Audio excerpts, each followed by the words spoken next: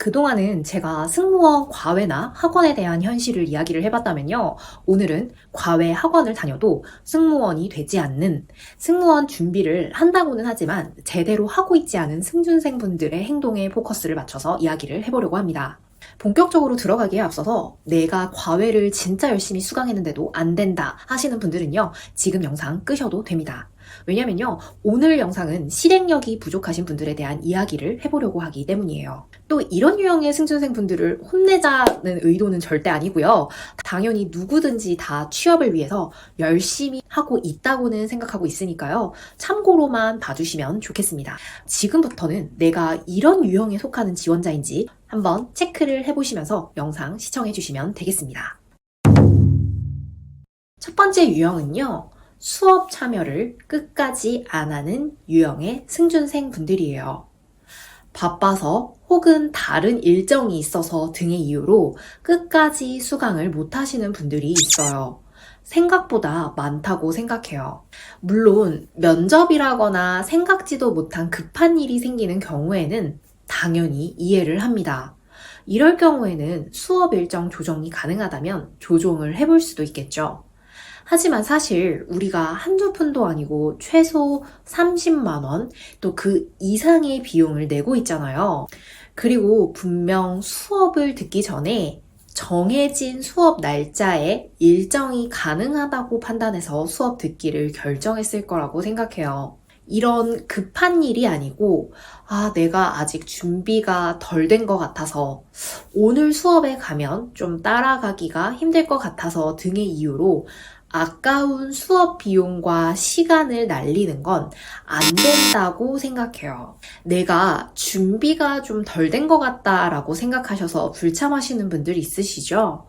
게다가 승무원 수업은 마지막은 모의 면접으로 진행되다 보니까 그동안 받은 피드백들이 수정이 안 되어 있을 테니 수업에 가도 또 똑같은 피드백을 받겠다라고 생각하면서 안 가는 경우도 있다고 생각해요.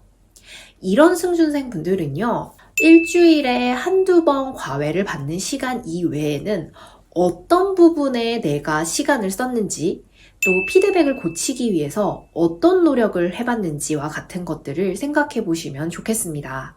지금 나의 우선순위가 승무원 취업이 우선이기 때문에 시간 배분을 잘 해서 준비를 해보셨으면 좋겠다는 생각이 들어요. 실제로 일을 하고 계신 분들도 있으시겠지만 그런 분들이 아니라면요. 내가 과외를 들었으니 오늘은 끝 하고 남은 시간에는 승무원 준비와 관련되지 않거나 쓸데없는 것에 시간을 쓰고 있는 건 아닌지 점검해 보시길 바랄게요. 또는 내가 수업에 따라가기가 좀 벅차서 피해를 주는 것 같다와 같은 이유라면요. 이미 내가 몇 번의 수업을 들으면서 조금은 좀 따라하기 힘들다라는 생각을 분명 하셨을 거예요. 그런 생각을 하다가 거의 마지막 수업에는 참여하지 않는 이런 승준생 분들이 있다라는 거죠. 그런 경우라면요, 선생님께 이야기를 해서 이런 부분에서는 조금 이해하기가 힘들어서 따라가기가 힘들어요 라고 먼저 이야기를 해보면서 최대한 수업 비용을 낭비하지 않으셨으면 좋겠어요. 제가 이렇게 이야기할 수 있는 이유는요, 저 역시도 수업에 따라가기 힘들어서 수업을 나갈까 말까 고민했던 경험이 있기 때문이에요. 그래서 제가 늘 이야기하죠. 아무것도 모른 채로 수업을 듣는 준비생과 혼자 찾아보고 준비를 해보면서 수업에서 부족한 점을 파악하는 준비생 사이에는 이미 큰 차이가 있다고요. 두 번째는요, 숙제를 안 하는 유형의 승무원 준비생이에요. 일주일에 한두 번의 수업이 끝나고 선생님들께서 분명 과제를 내주실 거예요. 당일 수업의 복습이나 또는 다음 수업 전에 미리 준비해와야 하는 부분들에 대해서요. 예를 들어 자기소개 같은 부분은요, 우리가 수업 한두 시간 안에 바로 완성되기보다는 어떻게 이야기를 해볼지 고민하고 수정하고 하면서 시간이 많이 걸리는 부분이라고 생각해요. 게다가 선생님의 노하우를 알아가기에도 부족한 수업 시간에 이런 부분들을 생각까지 하게 되면 시간을 너무 낭비하게 되는 거잖아요. 그런데도 과제를 안 하는 수강생분들이 생각보다 많습니다. 물론 저 역시도 벼락치기로 과제를 많이 해봐서 잘 알아요. 하지만 다음에 하면서 미루면요, 영영 안 하게 되더라고요. 생각보다 미루는 습관이 쌓이고 쌓이게 되면 나중에는 눈덩이처럼 불어나서 시도해볼 엄두조차 나지가 않더라고요. 우리가 승무원이 되기로 결심한 만큼 돈과 시간을 내서 수업을 듣고 있잖아요. 그래서 최대한 숙제를 잘 해주시면 좋겠어요. 실제로 제 수강생분들 중에 최종 가신 분들의 특징을 보면요, 정말 다들 숙제 하나만큼은 빠지지 않고 잘 냈던 분들만 있었습니다. 세 번째는요, 선생님이 다 떠먹여 주길 바라는 승준생 유형입니다. 오픈 채팅방에서 종종 검색만 해보면 나오는 가장 기본적인 것들을 물어보시는 분들 종종 계시죠? 사실 우리는 이제 학생이 아니라 하나의 회사에 들어가는 성인이잖아요. 그래서 최대한 검색도 해보고 홈페이지에도 찾아보고, 그럼에도 안 되면 그때는 물어보는 게 맞다는 생각이 들어요. 그리고 이런 궁금함을 빠르게 해소하기 위해서 과외를 듣는 분들도 분명 계실 거라고 생각해요. 사실 이걸 물어보는 게 잘못된 건 아닙니다. 처음 준비를 하는 입장에서는 기초적인 질문이어도 그것조차 기초적인 질문인지 모르시는 분들이 많을 거예요. 그리고 얼마나 답답했으면 용기를 내서 물어보셨을까요?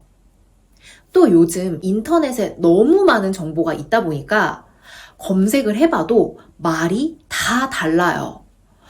이 정보가 맞나? 하는 생각에 헷갈려서 물어보시는 분들도 분명 계실 거라고 생각합니다. 그래서 설령 이런 분들을 만나면요, 검색해보세요. 핑프시네요 라고 좀 날선 말보다는, 이제 준비를 시작하는 분이셔서 잘 모르시나 보다, 또는 찾아봐도 모르니까 물어보시나 보다, 내가 준비를 해온 짬바가 있으니까 내가 좀 알려줘야겠다 라고 하면서 알려주는 것도 나에게 좋은 운을 끄는 방법 중 하나라는 생각이 듭니다.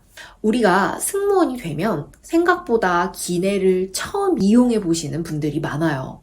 우리는 우리의 일터니까 너무나도 잘 아는 익숙한 것들이겠죠.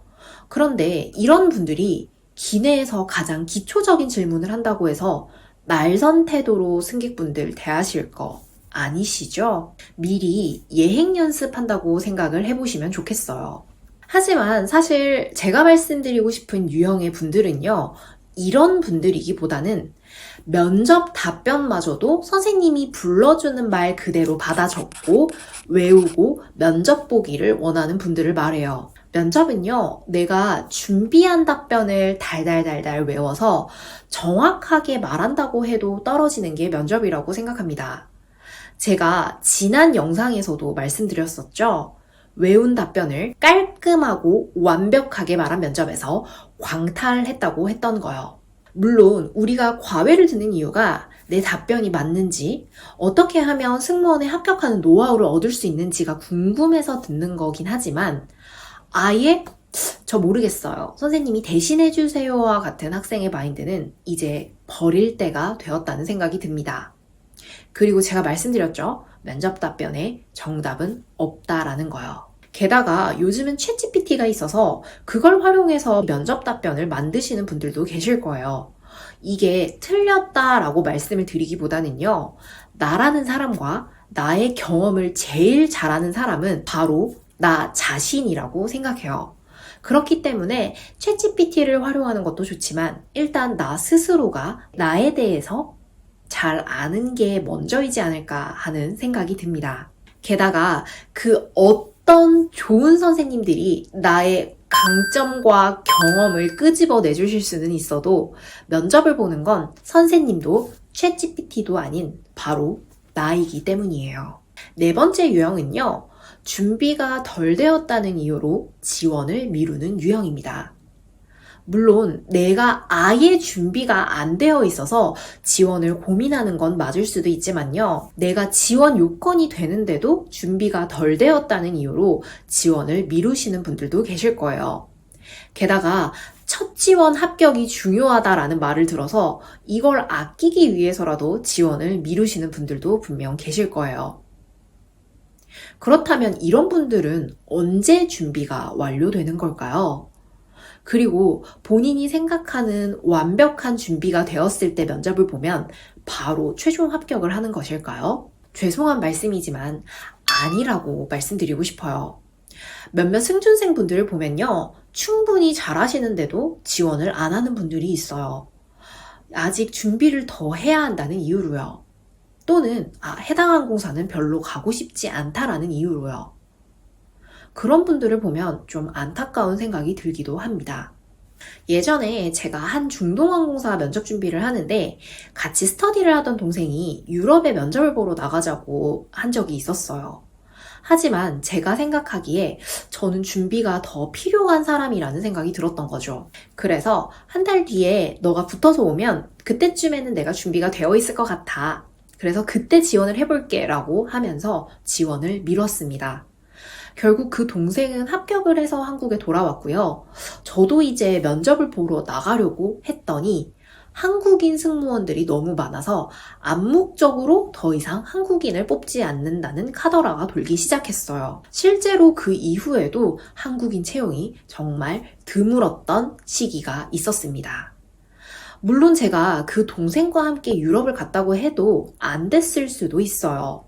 하지만 적어도 제가 면접을 보러 나갔더라면 지금까지도 후회되지는 않았을 겁니다. 그래서 제가 이런 경험을 하고 나서야 완벽한 준비는 없구나라는 생각이 들었어요. 여러분들도 어떤 이유에서 좀 지원을 미루고 있다면요, 더 이상 그것 때문에 고민하지 마시고 지원부터 하라고 말씀을 드리고 싶어요. 면접 경험을 쌓으면서 여유를 가지는 지원자가 될 수 있기 때문이에요. 그래서 제가 국내 항공사, 외국 항공사 모두 지원해보라고 하는 이유도 바로 이 여유 때문입니다. 자, 이렇게 오늘은 과외를 들어도 승무원이 안 되는 승준생 유형 4가지를 알아봤어요. 이 중에 혹시 하나라도 속하는 게 있으셨나요? 내가 만약 이런 유형에 속하는 지원자라고 한다면요, 이 영상을 보고 준비 방향에 있어서 어느 정도의 수정과 보완이 필요하다는 생각이 들어요. 여러분의 시간은 소중하니까요. 다음 시간에도 여러분의 면접 시간을 단축시키는 영상들로 돌아올 테니까요. 구독해주시는 거 잊지 않으셨죠? 오늘 즐거운 하루 되세요. 감사합니다.